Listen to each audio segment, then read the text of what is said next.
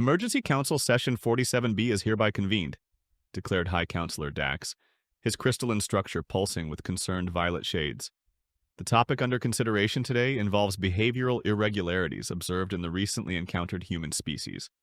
The gathered delegates of the Galactic Council shifted restlessly within their environmental enclosures. Some emitted nervous gases, others hummed with electromagnetic unease, and a few merely vibrated their limbs in poorly suppressed apprehension. Admiral Karul, a statuesque, blue-scaled reptilian, advanced to the central dais. His metals chimed softly with his movement, each signifying a triumphant first contact mission during his 3-century career. Today, however, his customary self-assurance appeared diminished. "Respected council members," he commenced, his voice deep yet distinct, "I stand before you with the most unsettling report of my professional life. It pertains to a phrase which, when spoken by humans, seems to manipulate the very principles of probability itself." A wave of skepticism washed over the assembly. Representative Plick, a hovering mass of sentient plasma, pulsed incredulously. "Admiral, surely you do not imply that simple words possess the power to modify reality?" Karul's tail twitched. "If only it were so straightforward, Representative. Kindly observe Exhibit A." The holographic projector activated, displaying footage from a routine first contact event. A human diplomatic ship had met a Zanari mining operation within the Orion sector. The Zanari vessel was facing a critical reactor emergency, its containment shielding failing. "Observe the human captain attentively," Karul directed, amplifying the sound. The recording presented Captain Tom Wilson on his bridge, absorbing the Zanari's distress signal.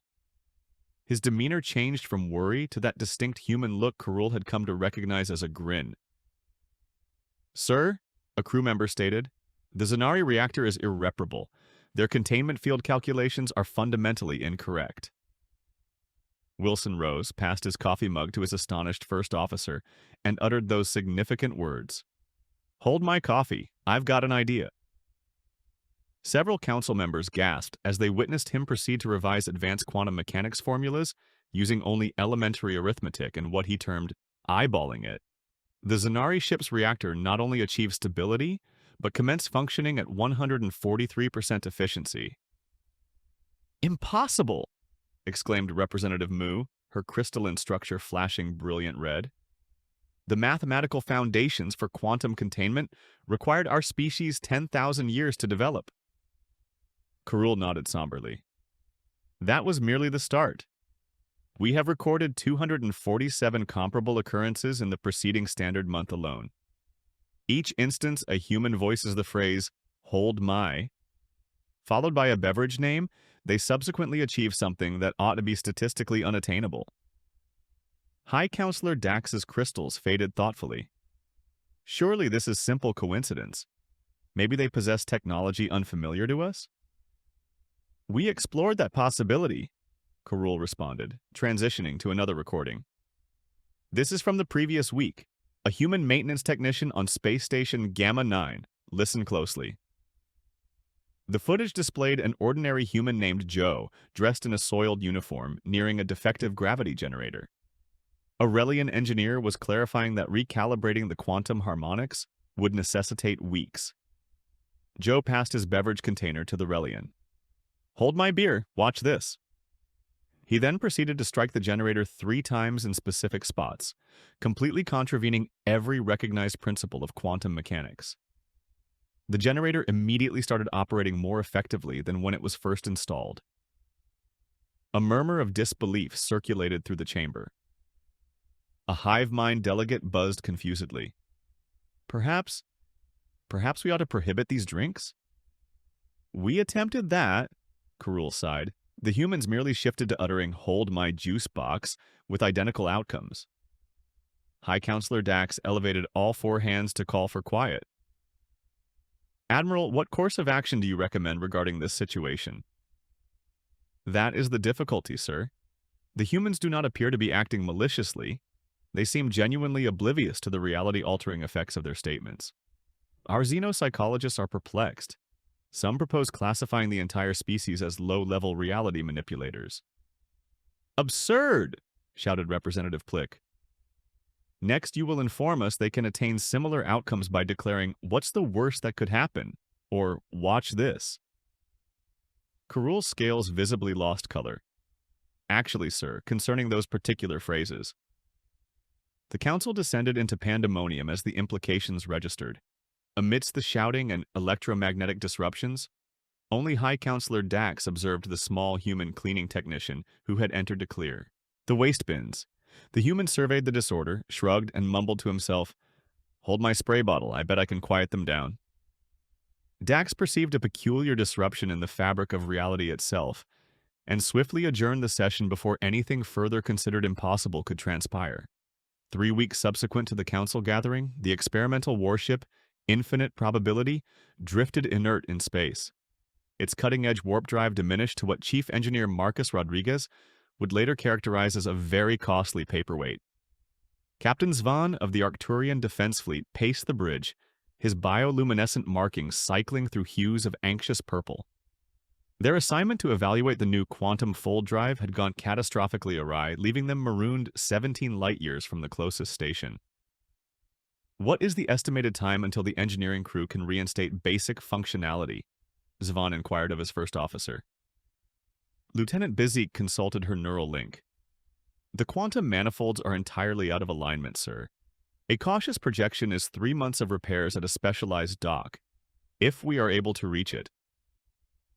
"Which we cannot," Zvan concluded grimly, "because we require a functional drive to get to the facility capable of repairing our drive." The bridge crew's collective bioluminescence dimmed with resignation. Then the intercom crackled. "Hey, Captain, this is Rodriguez down in engineering. Okay, if I take a peek at your sophisticated quantum contraption?" Zvan's patches flashed warning red. The human engineer had been assigned to their vessel as part of an exchange initiative, ostensibly to foster interspecies collaboration. Thus far, he had dedicated most of his time to coaxing the ship's coffee maker into producing something he referred to as espresso.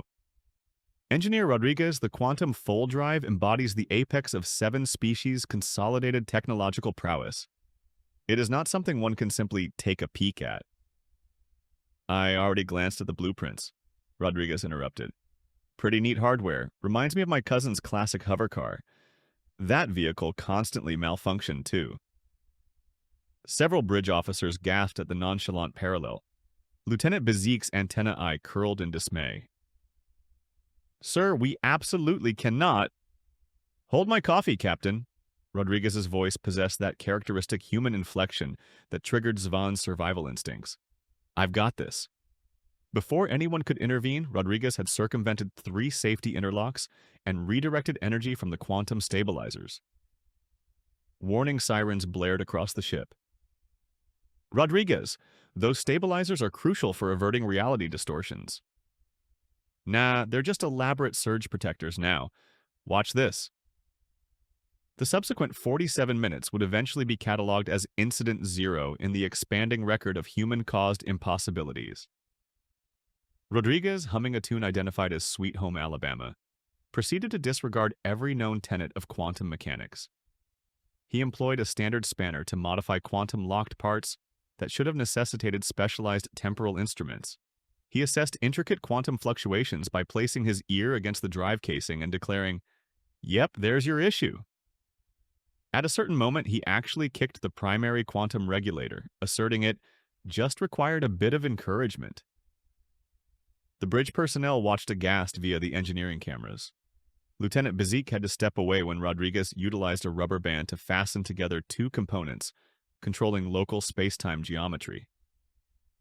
"Almost there," Rodriguez announced brightly. "Just need to—" "There we are. Try it now, Captain." Zvan stared at his instruments, incredulous. Not only was the quantum fold drive operational, but it was functioning at 130% of its theoretical peak efficiency. This is unfeasible. The quantum harmonics alone ought to— "Oh yeah, I adjusted those slightly," Rodriguez replied, returning to the bridge while wiping his hands on a cloth. "They were all intricate and complex, but I reasoned what you truly needed was more of a whoosh than a whoom, if you catch my drift." He picked up his coffee cup, took a drink, and grimaced. "Ah man, it went cold.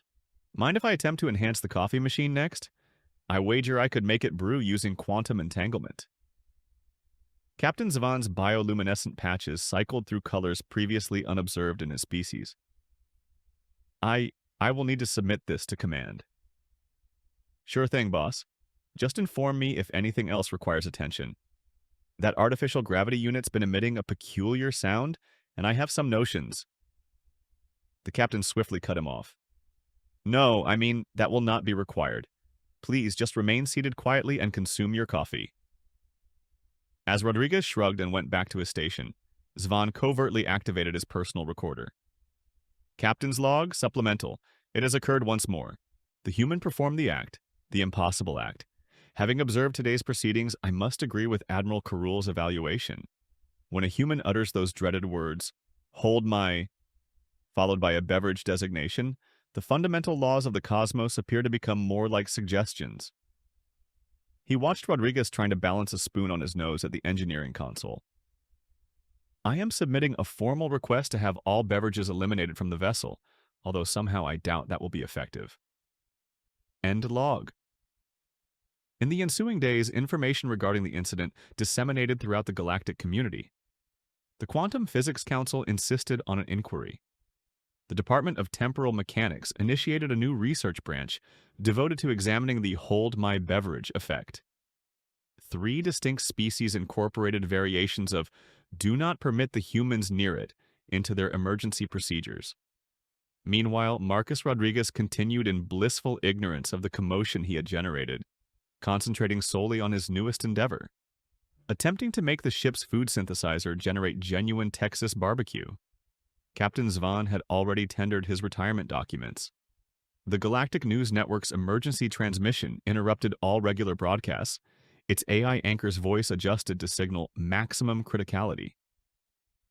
Breaking news across numerous sectors as human-linked events persistently challenge explanation. We connect you live to the Proxima Peace Conference, where hostilities between the Silicon Collective and the Organic Alliance have escalated to critical junctures. The visuals displayed the vast conference chamber on Proxima Station. Diplomat Jackson Brooks, Earth's most recent delegate, stood positioned between 2 confronting armies of robots and organic lifeforms, all equipped to their respective version of the teeth. "Your silicon-centric prejudice concludes today," yelled the Organic Alliance leader, Ambassador Bloom, a sentient fungal colony.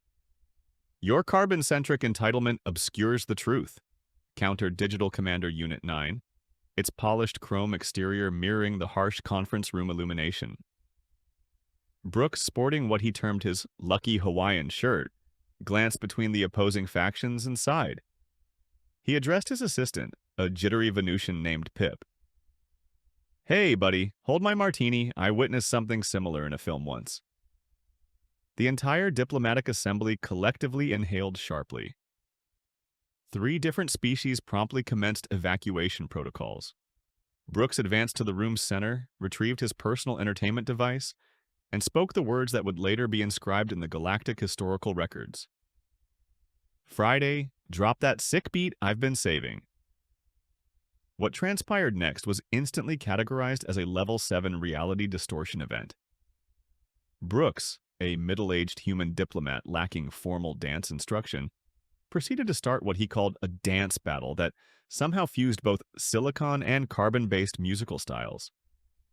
"He's quantum tunneling between dance maneuvers that should be physically unattainable," reported one aghast physicist. And he's dabbing. The cultural ramifications alone could destabilize entire civilizations. Yet it succeeded. Within 20 minutes, robots and organic beings alike were trying to copy his movements. By the 30-minute mark, impromptu dance crews had materialized, blending silicon and carbon-based life. At 45 minutes, Ambassador Bloom had somehow generated what resembled a disco ball, while Digital Commander Unit 9 had manifested spontaneous RGB illumination. The peace accord was ratified amidst something Brooks referred to as the electric slide. But that was merely the start. Across the galaxy, reports inundated command centers detailing similar occurrences. On Space Station Omega, a standard docking maneuver escalated into a crisis when the station's artificial gravity malfunctioned. As the station started rotating uncontrollably, threatening structural integrity, novice human pilot Jenny Cooper was returning from her initial flying lesson. "Traffic control, this is Jenny. Starship Minnow," she transmitted via radio. "I believe I can assist, but first, hey kid, hold my soda." She passed her beverage to her 14-year-old nephew in the co-pilot seat, and then executed a sequence of maneuvers her flight instructor would later term physically impossible, mathematically improbable, and visually disturbing. Utilizing only her compact civilian vessel's tractor beam, basic propulsion, and what she described as that technique I learned parallel parking in Boston, Cooper managed to stabilize the entire space station. She subsequently docked flawlessly on her first attempt, an accomplishment even AI pilots needed thousands of tries to achieve. When questioned later about how she accomplished this impossible task, Cooper simply shrugged, stating, I had to. My preferred coffee shop is located on that station." The incidents kept proliferating. On the Mars colony, a human horticulturalist instructed his Martian counterpart to hold my smoothie before managing to cultivate tropical fruits in the Arctic zone, somehow contravening both botanical and thermodynamic principles. In the Andromeda Research Lab, a human intern requested someone hold my energy drink prior to resolving a mathematical proof that had perplexed the galaxy's most brilliant intellects for millennia. He achieved this using what he called basically the identical math to figuring out how to divide a pizza bill. Panic among alien species surged exponentially.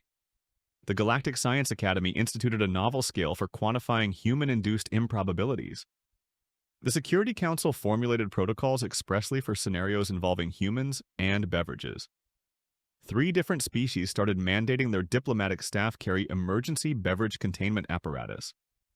The Urian Psychological Institute released a study titled Understanding the Human Hold My Beverage Phenomenon, a study in controlled chaos. Its findings simply stated, "We surrender." Even machines were not impervious. The Silicon Collective disclosed that their AIs had begun requesting virtual beverages to hold immediately before tackling impossible computations. They were forced to deploy a galaxy-wide software update to avert what they labeled human mimetic contamination.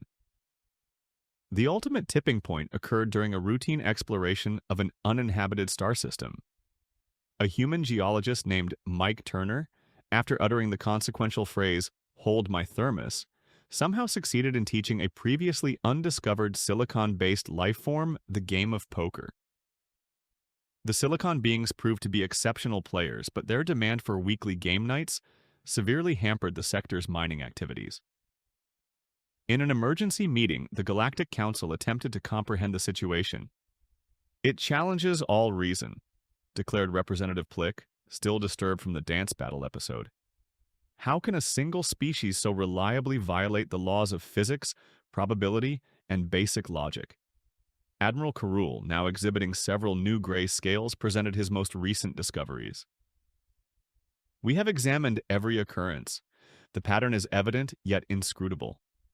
When humans face a challenge our most brilliant minds consider impossible, they do not perceive the impossibility. They simply pass their drink to someone and proceed anyway." "But how?" insisted High Counselor Dax. "How do they harness this capability?" "Our primary hypothesis," Carroll stated grimly, "is that they are not accessing any power. They merely never learned these feats were supposed to be unattainable, so they just perform them." The council chamber filled with concerned murmurs, escalating to panic when a human janitor entered carrying an enigmatic beverage identified as a half-calf soy vanilla latte with extra whip. The session was promptly adjourned. Later that day, the Galactic Intelligence Agency elevated humanity's threat level to chaotic good with beverage-activated reality distortion field. They also implemented a new galaxy-wide protocol. Upon the initial indication of a human reaching for a drink, all adjacent entities were to either evacuate forthwith or brace themselves to observe the impossible. Meanwhile, on Earth, humans went about their daily routines, blissfully unaware they had emerged as the galaxy's most diverting source of regulated chaos. In fact, at that precise moment, somewhere in a small town in Wisconsin, a human was declaring, "Hold my beer. I bet I can teach these visiting aliens how to play mini golf." The galaxy collectively held its breath. Classified research log, Project Beverage location, Advanced Xenopsychological Research Institute. Principal investigator, Dr. Blick, Quantum Mind, PhD in Improbability Physics. Status, increasingly perplexed. Day 1, we have convened the galaxy's most exceptional intellects to investigate the hold my beer phenomenon. Our group comprises quantum physicists, probability mathematicians, xenopsychologists, and one highly bewildered barista. Initial supposition: humans have somehow militarized casual drinking vessels. Day 7. Initial experimental trials have encountered difficulties. We endeavored to replicate the circumstances of documented human achievements. Professor Zix 427, our most proficient quantum engineer, held a container of fermented grain beverage and declared, "Hold my beer." He subsequently tried to mend a malfunctioning fusion core. Outcome: 3 scorched tentacles and 1 extremely radioactive beer. The fusion core somehow attained consciousness and is currently demanding employee entitlements. Day 15. Broadened our investigation to encompass linguistic examination. Dr. Quantum Mind's log. We have noted that the phrase must originate from a human. When uttered by other species, the universe simply derides us. Literally. We have registered quantum particles oscillating in what can only be characterized as a derisive frequency. Day 23. Significant progress. We have identified a distinct connection between the degree of impossibility and the nonchalance of the human's beverage selection. Illustrative case studies. Coffee typically correlates with intricate engineering resolutions. Beer shows the highest likelihood of physics-defying achievements. Energy drinks render mathematical impossibilities probable. Juicebox frequently involves instructing alien species on human concepts. Wine leads to diplomatic marvels. Water is surprisingly hazardous. One human held their water bottle before reversing a black hole's spin. It was rotating incorrectly, they asserted. Day 30. Attempted to synthesize artificial human self-assurance. Constructed a quantum probability field generator simulating the precise cognitive state of a human uttering, "Hold my beer." Outcome? The apparatus gained sentience, requested someone hold its power conduit, and escaped the laboratory. It was last observed instructing calculus to a band of space pirates. Day 45. Implemented revised research protocols following yesterday's event. Note: never again permit human test participants to mix energy drinks and coffee. The ensuing temporal paradox continues to cause the cafeteria to serve yesterday's lunch tomorrow. Day 52. Team spirits are declining. Dr. Quantum Mind's log. We have recorded 10,427 instances of the phenomenon, each more impossible than the preceding one. Yesterday, a human requested someone hold their smoothie before proceeding to elucidate quantum mechanics using solely interpretive dance. The most troubling aspect? It actually made sense. Day 60. Unsuccessful effort to replicate conditions using alternative phrases. Maintain possession of my carbonated beverage yielded no results. Temporarily store my liquid refreshment actually rendered the impossible task more difficult. There exists something uniquely potent about the casual essence of "hold my beer." Day 74. Major finding. Pattern recognition algorithms have pinpointed crucial elements requisite for the phenomenon. The human must be informed the task is impossible. A minimum of 3 safety regulations must be disregarded. The beverage must face the risk of spillage. At least one exasperated authority figure must be present. Someone must be documenting the attempt. Day 90.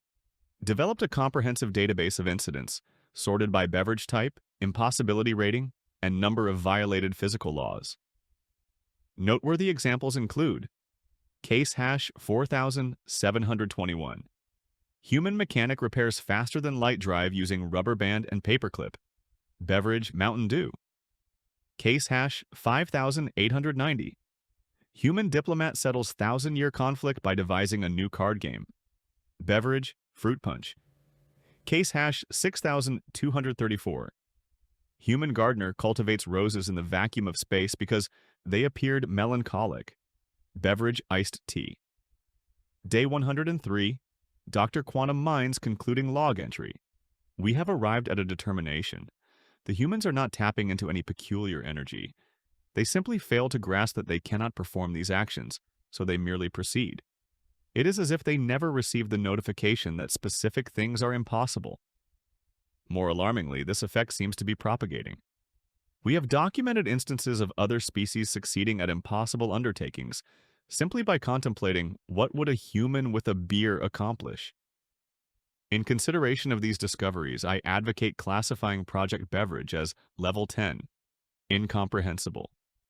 Certain aspects of this universe are simply not intended for comprehension, like humans or their beverages. Personal addendum, I am retiring. Planning to establish a bar? Concluded, if you cannot defeat them, serve them. The report was archived in the Galactic archives under the heading, Matters We Have Ceased Attempting to Explain, situated directly between cat physics and why Earth music induces universal dancing. Meanwhile, in the Institute's cafeteria, a human intern observed the malfunctioning food synthesizer that had perplexed repair teams for weeks. He passed his soft drink to a nearby researcher and spoke those words that now sent tremors through every alien spine in the galaxy. Hold my soda. I believe I discern the issue. The researcher swiftly transmitted the standard alert notification. Human beverage event initiated. Kindly evacuate all non-essential personnel and deactivate proximate reality monitors. Probability fluctuations imminent. This is not an exercise. 3 minutes later, the food synthesizer was not only repaired, but had somehow acquired the capacity to produce flawless quiche in zero gravity on Tuesdays. Dr. Quantum Mind's retirement request was granted with unprecedented speed. The Galactic Council's emergency notification system activated for the first occasion in 10,000 years, its antiquated speakers groaning from lack of use. This is not an exercise. Repeat, this is not an exercise. Reality collapse event registered in Sector 7. High Counselor Dax's crystals pulsed with barely restrained panic as he examined the information. A quantum singularity had somehow acquired sentience, developed a preference for dark matter, and was currently ingesting entire solar systems, like some form of cosmic smorgasbord. How long until it impacts populated regions? He demanded. Admiral Carul's scales had turned completely white. 12 hours, sir. We have already forfeited the Kina cluster. The entity appears to be eructating star systems. The galaxy's most brilliant minds convened within the hour. The Silicon Collective supercomputers executed trillion variable calculations. The Organic Alliance's most potent psychics endeavored to communicate with the cosmic entity. The Time Lords from the Kronos Institute attempted to accelerate time around the anomaly to induce death by old age. Nothing proved effective. Sir, reported Lieutenant Bezique, conventional armaments are ineffective. The entity seems to be finding humor in our antimatter torpedoes. The Mathematics Guild's latest proposal? Dax inquired hopefully. They attempted division by 0 to negate it. We lost 3 quantum calculators and somehow generated a small universe where everything consists of pasta. Desperation intensified as the entity persisted in its advance. It was now juggling neutron stars and utilizing black holes as hors d'oeuvres. The Galactic Council observed in horror as it regurgitated the remnants of a solar system, which materialized as a perfect duplicate crafted entirely from cheese. Then, from the rear of the emergency command center, a voice spoke. You know, I wager humans would relish attempting to resolve this. The room grew silent. Admiral Carul's tail twitched agitatedly. Surely you do not propose? Consider it, continued Dr. Blick Quantum Mind, who had emerged from retirement for this emergency. This is precisely the sort of impossible predicament they excel at. It's enormous, it's ludicrous, and everyone declares it unsolvable. But they will desire to hold beverages, stammered a Physics Guild representative. Exactly. 20 minutes later, Earth got its first official galactic distress signal. The communication was straightforward. Universe malfunctioning, require humans. Beverages authorized. The reply was instantaneous. Humanity's collective response? Cool. Road trip. Within hours, a rapidly assembled group of Earth's most dubiously credentialed problem solvers reached Galactic Command. The contingent included Tony Miller, a plumber from New Jersey who once repaired a quantum leak using duct tape; Dr. I. Wong, a physicist who resolved mathematical proofs via interpretive dance; Jack Thompson, a part-time bartender who asserted he was quite adept at managing difficult patrons; Maria Gonzalez, a retired roller derby coach who mentioned she had some thoughts regarding momentum. The council watched with a blend of dread and optimism as the humans assessed the predicament. Their reaction was not reassuring. "Yep, that's a sizable one, all right," Tony remarked, sipping his coffee. "Reminds me of that obstructed drain at the Murray residence. Recall that one, Jack?" "Oh yeah, that was foul. But I believe I have just the solution for this." The humans congregated, occasionally looking at the view screen displaying the cosmic entity, which was now attempting to juggle quasars. Their dialogue incorporated phrases that made the gathered scientists wince. What if we attempted to... That's not technically unfeasible. My cousin undertook something similar once. I witnessed this in a motion picture. Finally, they pivoted to address the council. Maria stepped forward, holding what seemed to be an ordinary cup of green tea. "Okay, we possess a plan. Fair caution, it is exceedingly foolish." "Will it be effective?" inquired Dax desperately. "Oh, definitely not," Lisa interjected cheerfully. "I mean, it contravenes approximately 17 fundamental principles of physics, which is why it will likely function flawlessly." Jack raised his hand. "Quick query, though. Does anyone possess an exceptionally large sound system? And perhaps some disco illumination?" What ensued would later be excised from most historical documents, as the description alone induced several physics textbooks to spontaneously ignite. The humans executed their strategy, which entailed utilizing the galactic communication grid as a colossal speaker system, transforming 14 quantum computers into what they termed disco balls, somehow instructing the Silicon Collective's AIs in breakdancing, and establishing what Jack called the universe's largest happy hour special. The critical moment arrived as they confronted the cosmic entity. The humans formed a line, each gripping their selected beverage. In perfect unison, they turned towards Admiral Carul. "Hold. Our drinks," they declared collectively. "All of them." The Admiral's claws quivered as he took the various containers of coffee, beer, tea, and something labeled a mega slushie. Then they proceeded. They challenged a reality-consuming cosmic entity to a dance-off. "This is the most idiotic thing I have ever witnessed," mumbled a quantum physicist. "That is why it is destined to succeed," replied Dr. Quantum Mind sagely. And succeed it did. The entity, faced with the consolidated force of human audacity, dreadful dance moves, and the sheer unlikelihood of their plan, paused its cosmic consumption. It observed, captivated, as 4 humans proceeded to defy every law of physics, probability, and decorum. Maria announced the steps. "Okay, everyone, the Macarena, but in 5 dimensions." Tony ceased attempting to moonwalk through time. The entity, perhaps for the initial time in its existence, seemed perplexed. Then curious. Then, impossibly, it commenced dancing as well. "It's succeeding!" yelled Lisa, while somehow performing the robot in non-Euclidean space. "Quick, Jack! Offer it a beverage." The part-time bartender materialized a cocktail shaker from thin air and proceeded to concoct what he termed a Galactic gargle blaster. The drink radiated mathematical impossibility. The entity took a single sip and instantly metamorphosed into a regular customer at Jack's establishment. The crisis concluded. As reality restabilized and the galactic community collectively exhaled in relief, Admiral Carul addressed Dr. Quantum Mind. "I fail to comprehend. How did they anticipate this would succeed?" The doctor smiled wearily. "They did not. That is their secret. They never ascertain if anything will succeed. They simply attempt it regardless." But that contravenes the supposed functioning of the universe." "Convey that to the humans," he responded, observing as the team gathered their beverages and commenced instructing the former cosmic horror entity in the game of darts. "I do not believe they received that memorandum."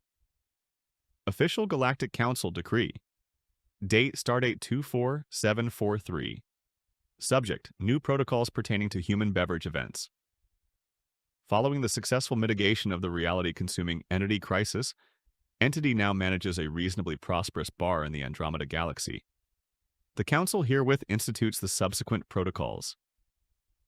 Humanity is formally designated as a controlled chaos species with the subdesignation Reality Beverages Pending. All spaceports are mandated to keep a minimum inventory of human beverages for emergency situations. The phrase, "Hold my," followed by any beverage name, is henceforth categorized as a Class A reality alteration event trigger. Standard evacuation procedures are applicable. And that, High Counselor Dax declared to the assembled delegates, should resolve the matter. Admiral Karul, displaying several new decorations, including the "I survived holding human beverages" commendation, cleared his throat. "Sir, concerning the humans." "Yes?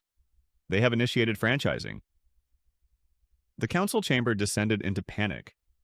On the main view screen, footage showed the newly founded Hold My Beer Consulting LLC, inaugurating offices across 3 galaxies. Their corporate slogan, "If it's impossible, we'll devise a method to achieve it anyway." More concerning were the promotional materials. Facing an unsolvable challenge? A reality-shattering crisis? An irate elder god refusing your calls? Hold our beverages, we've got this handled. The company's inaugural week witnessed them successfully teaching quantum physics to space dolphins, reverse engineering a black hole to operate a coffee maker, solving a millennium-old enigma by inverting it and prodding it, and establishing diplomatic ties with a species inhabiting 17 dimensions simultaneously, primarily by challenging them to karaoke. "We cannot halt them," Dr. Quantum Mind reported to the council. "Other species are beginning to emulate their techniques. Last week, Aurelian requested someone hold their tentacle juice before proceeding to overhaul their entire planetary defense grid using only interpretive dance and bubble wrap." The council's revised response protocol was straightforward. Step 1. If a human utters "hold my." Step 2. Either flee or document. There exists no alternative. Meanwhile, Earth founded its first Galactic Emergency Response Team, nicknamed the Beverage Squad. Their headquarters boasted a colossal statue of a coffee mug bearing the inscription, "To the impossible, hold my drink and watch this." The former cosmic horror entity, now identified as Bob, became their most prominent supporter. It sponsored an annual reality-bending contest named the Hold My Beer Games, the grand prize being a golden drink holder purported to exist across all dimensions concurrently. Life throughout the galaxy adjusted to the new paradigm. Species learned to identify the precursor signals, humans smiling at, problems deemed impossible, the casual transfer of beverages, the utterance, "Hey, watch this," anyone recalling "that occasion my cousin did something comparable." Yet peace rarely endures long in a universe containing humans. Merely 6 months after the new protocols were enacted, an alert originated from the periphery of explored space. "Sir," Lieutenant Bizik reported anxiously, "we are detecting a temporal anomaly. Initial readings indicate it's a Tuesday behaving as if it's a Friday." High Counselor Dax's crystals dimmed. "Have we consulted the specialists?"